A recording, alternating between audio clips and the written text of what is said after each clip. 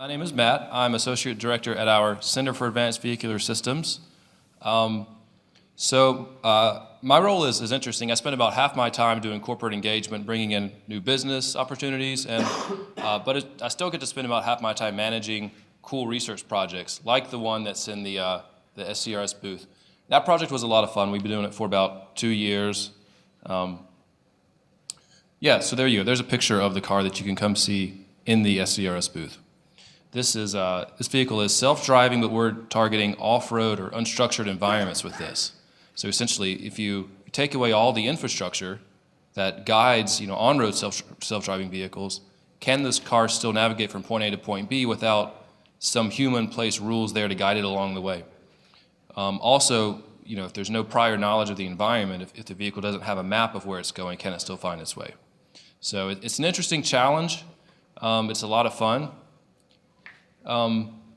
So I'm going to talk about autonomous cars. Now, you might be surprised to learn that I'm actually quite a realist about the timelines of when these things are going to come. I'm not the guy who's going to stand here and tell you that in 2 years we're all going to own and drive self-driving cars everywhere. And maybe it's because I get to see inside the technology. I can tell you that there are still challenges that have not been addressed, and there is a long way to go before we're all riding, in self-driving cars, at least outside of certain regions.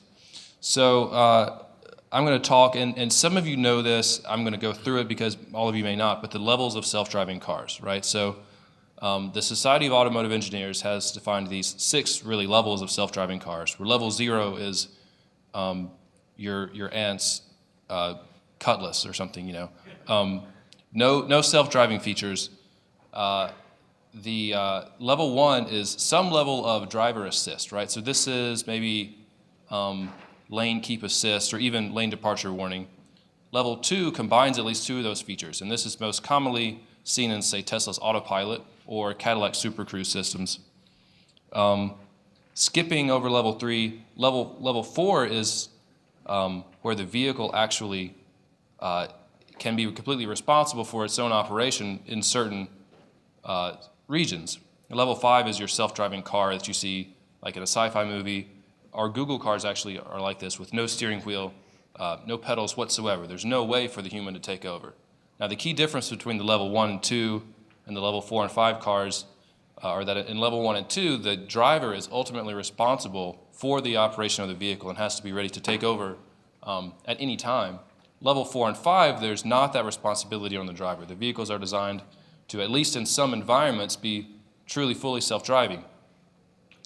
And then level 3 is kind of a no man's land. There are actually a lot of safety experts who don't feel that a hybrid between human and vehicle control is actually ever safe, because it takes too long for people to take over when they need to. So, and the responsibilities aren't necessarily clear between who's actually driving the vehicle. So level 3 is maybe not going to really happen. I think most companies are either aiming for level 5 or they're trying to perfect their level 2 stuff.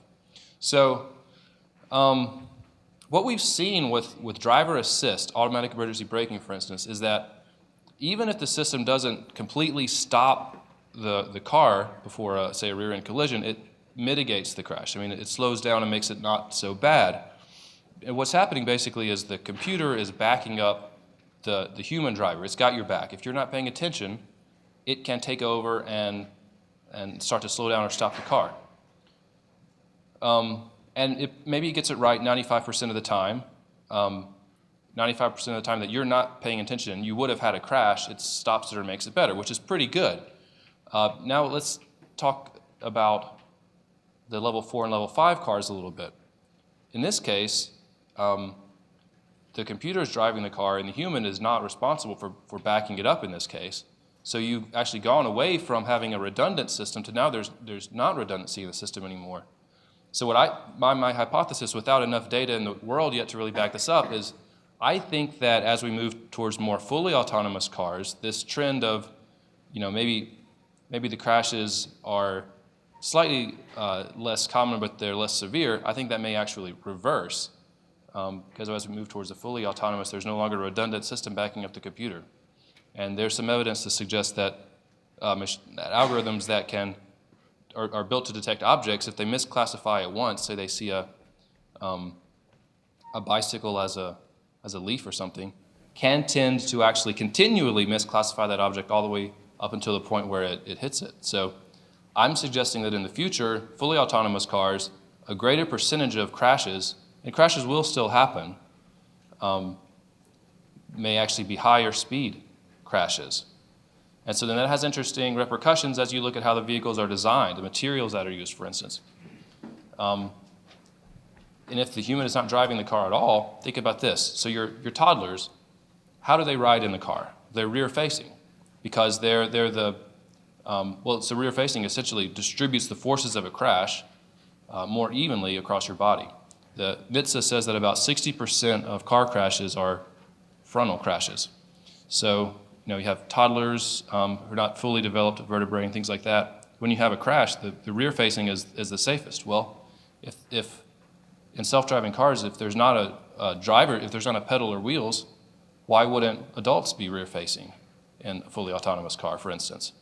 If 60% of crashes are frontal crashes, and then there's sort of long been this holy grail of autonomous cars don't have to have airbags, crumple zones, things like that. You can drive the mass down of the vehicle, which goes back to improving the emissions, the fuel economy of the vehicle, which is a great pot at the end of the rainbow to think about. The issue with these projections are you can't really do any of that stuff until all or a majority of the fleet of vehicles are crash-proof, as long as there are still, and then again, this is assuming that the self-driving cars are 95% better than human drivers at avoiding crashes.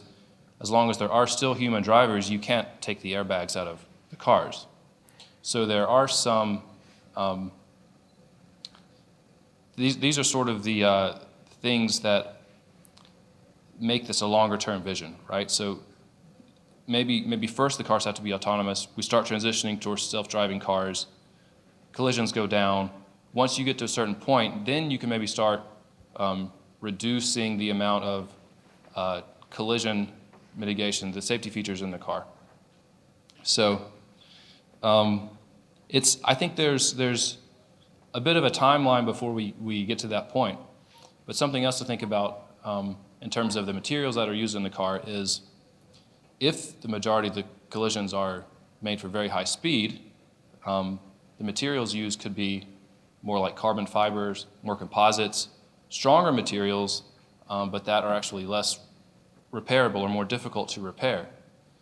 With the idea being that in the case of a high-speed collision, the parts are replaced as opposed to repaired. Materials that can absorb more energy but are actually damaged during the process. So I guess that would be probably not a good scenario for the collision shop owners, but I think this is very futuristic stuff, right? So we're talking way down the road here. There's a long way to go in autonomous car technology, but those are some potentially interesting future trends that we could see, I think, from as the technology does mature. Thank you.